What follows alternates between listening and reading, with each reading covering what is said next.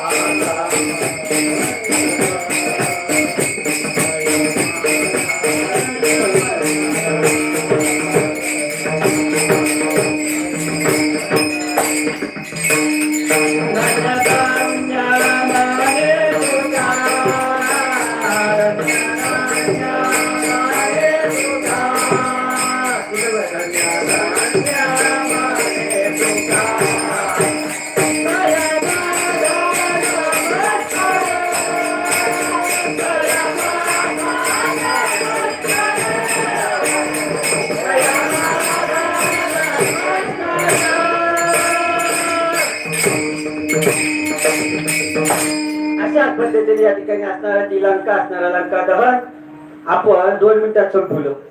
नाथ महाराजांनी अख्खा अध्याय 2 तास त्याच्यावर बोलता येत होतं, पण आपण 2 मिनिटात संपवलं. या ठिकाणी संपवणं गरजेचं होतं. वेळेचं बंधन आहे. या ठिकाणी असणारा नाथ महाराज सांगतात ती असणारी लंका शोधायची आहे. तुम्हा आम्हाला तेच शोधायचं आहे. प्रत्येकाला हवं असणारं सुख शोधायचं आहे आणि ते सुख शोधण्यासाठी अनेक खटपटी करतो. सकाळी उठल्यापासून संध्याकाळी झोपूस तर आपण कर्म करीत राहतो. कशासाठी? तिथे तरी सुख मिळेल, त्यानं तरी सुख मिळेल, पण सुख मिळत नाही. त्या सुखाच्या आडवे अनेक विघ्न येतात. त्या सुखात सुख प्राप्त करण्यासाठी भक्तीची कास धरावं लागते. त्या भगवंताचं नाम घ्यावं लागतं. निश्चिम भक्ती या ठिकाणी करावं लागते. पण ती भक्ती देह जावं आत्मा राहो, पांडुरंगी दृढ भाव या निष्ठेने जर भक्ती केली तर सुख आपल्याला प्राप्त होतं. म्हणून ज्ञानोबा म्हणतात जर भक्तीमध्ये परिपक्व झाला तर पिकलिया शेंदा अण्णा पिकलिया शेंदा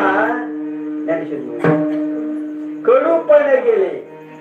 पिकलिया शेंदा कडूपणे गेले आणि त्याचं कडूपण गेल्याच्या नंतर गोडवा होतो. अशी असणारी आपली भक्ती वैराग्यानं त्या नामचिंतनाने पिकली पाहिजे. आपली असणारी ही वाचा त्या रामनामाने पिकली पाहिजे. तेव्हा कुठं आपल्याला सुख मिळतं आणि तेच सुख आपल्या मनाला मिळत आहे. निरलोटे हृदयी प्रगटे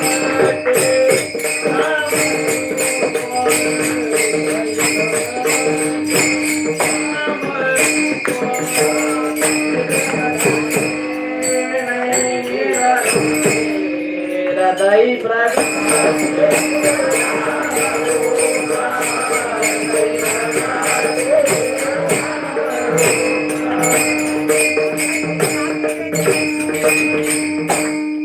या ठिकाणी भक्तीमध्ये परिपूर्णता आल्याच्या नंतर या ठिकाणी ज्ञानेश माऊलींना असणारी ती भक्ती अभिप्रेत आहे.